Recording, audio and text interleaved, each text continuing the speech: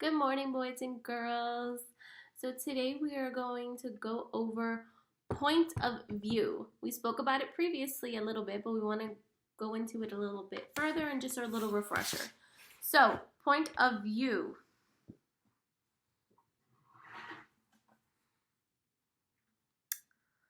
The point of view is the voice behind the story.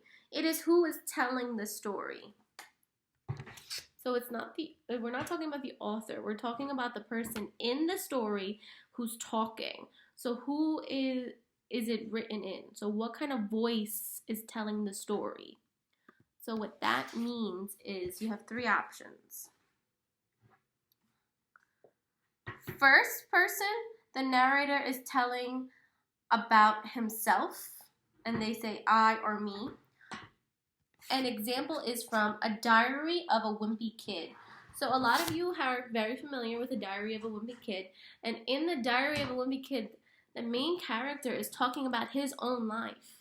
He's saying a lot about himself, and he doesn't talk about himself by his first name. He says me and I, just like you guys. If you tell a story about your own life, you're talking in first person. So, for example, maybe I'll say, I had a great day today.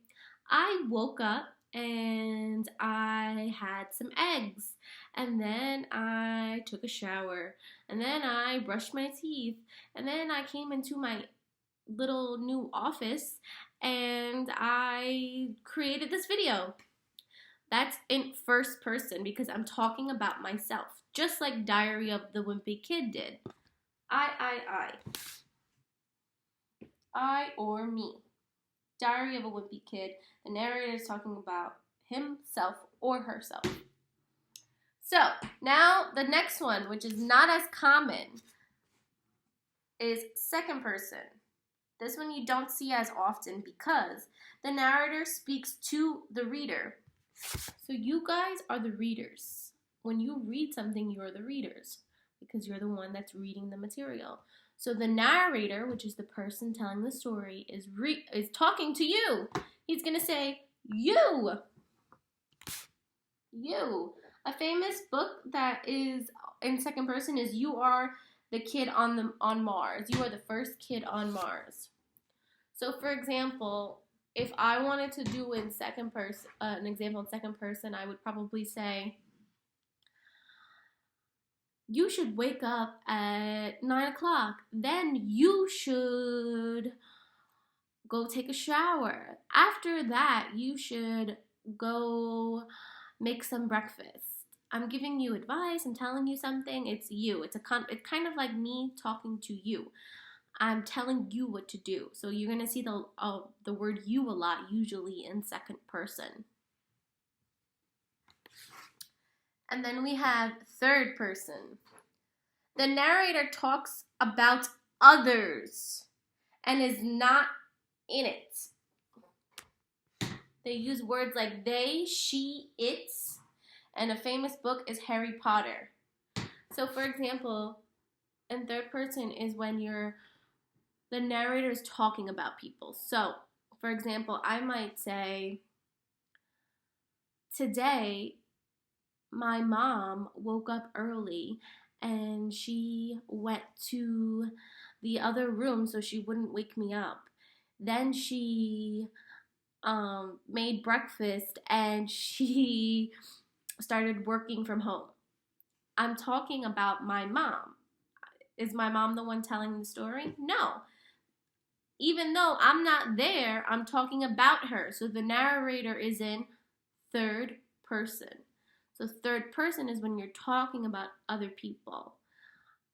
So those are three examples. I'm going to attach a song and another video of a teacher teaching it, just so you guys can have another option if you're confused.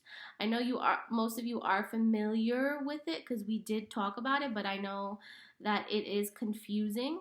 So I just wanted to refresh your memory about it just a little bit. And we're going to review it. If you are still confused, let me know because I can give you a call or we can go on Google Meets or whatever you would like if you need some help. But now we're going to read A Double Fudge. We are going to read pages 66 to 68 together. So, wondering how she was going to get out of this one, the next morning, Grandma reported that Fudge had been engrossed by her story about a boy who went to Washington to learn how money was made. Mom and Dad took that as an omen. A trip certainly couldn't hurt, Mom said. Remember when you took me on that tour? She asked Grandma. Yes, I do, Grandma said. It might even help Fudge understand, Dad agreed. Good idea, Muriel. Grandma beamed. We haven't been to Washington in ages, Mom said, so I want to pause here. Good idea, Muriel. Grandma beamed. So he complimented her. He said, good idea. And then she responded and Grandma beamed. So what do you think beamed means? Based off of that context clues, because that's a context clue right there. I've never been there, I told them. Jimmy Fargo says the Air and Space Museum is so cool. Can we check it out? Sounds good to me, Dad said. Grandma volunteered to stay at our apartment with Tootsie, Turtle, and Uncle Feather. And a week later, when school was closed for 2 days because of the teachers' meeting, we headed to Washington, D.C. We started out early and ate breakfast on the train. Fudge was really impressed by the snack car. As soon as we carried our food to our seats, he was ready to go back for some more. Mom and Dad were sitting in the row in front of us, so I was the one he kept annoying. Come on, Pete, let's go to the back to get this. Let's go to the back, to the snack car. I'm still eating, I told him, slurping up the last of my juice. He was quiet for about 2 minutes. Then he asked, Are we almost there, Pete? No, we're not almost there. We're not even close. It took 3 hours to get to Washington, so why don't you look at your book? Or draw a picture, or something.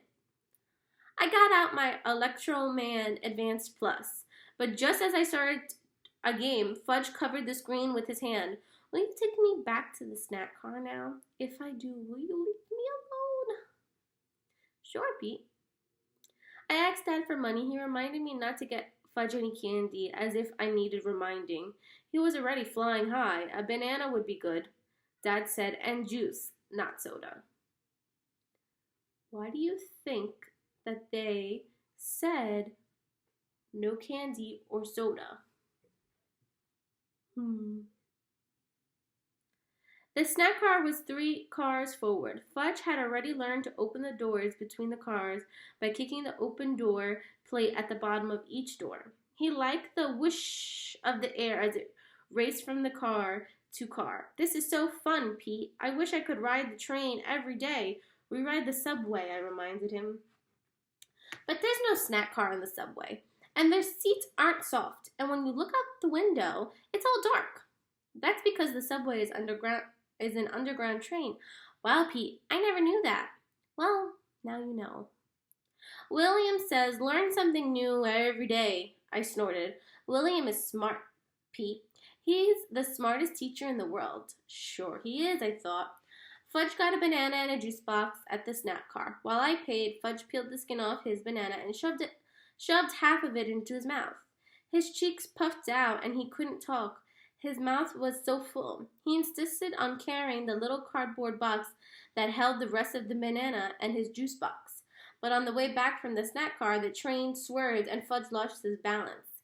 He flew into the lap of a woman in a red suit and coughed out the gooey half-chewed banana all over her clothes. Get off of me! She shouted. Someone get him off of me! She shoved Fudge off her lap as if he were a slobbering dog or worse. Oh, she cried. Look what you've done! You ruined my suit! She turned to the man across the aisle. Can you believe this? So we just read 3 pages, and you're going to keep reading the next 2 pages on your own. It sounds like a very interesting moment, so make sure to read. And the multiple choice questions are going to be about point of view and the 2 questions I just asked you. So let me know if you need any help. Have a great day.